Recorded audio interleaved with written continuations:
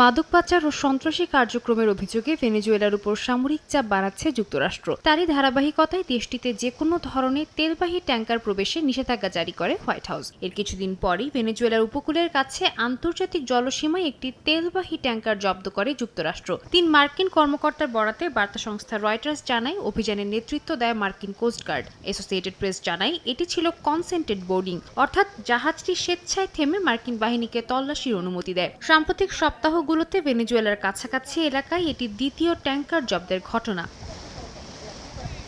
পাশাপাশি ক্যারিবীয় অঞ্চলে সামরিক তৎপরতা বাড়ানোর অংশ হিসেবে পুয়ের্তো রিকোর পন্স ও আগুয়াদিলার বিমানবন্দরে মার্কিন সামরিক মহড়া চালানো হয়। পন্সের মার্সেদিতা আন্তর্জাতিক বিমানবন্দরে ভারী পরিবহন বিমান C-17 গ্লোবমাস্টার মোতায়েন করা হয়েছে। ট্রাম্প প্রশাসন জানায়, অঞ্চলটিতে হাজার হাজার সেনা, নৌবাহিনীর জাহাজ ও যুদ্ধ বিমান পাঠানো হয়েছে। একই সঙ্গে খুব শিগগিরই ভেনেজুয়েলায় স্থল হামলা শুরুর হুমকি দেন ট্রাম্প।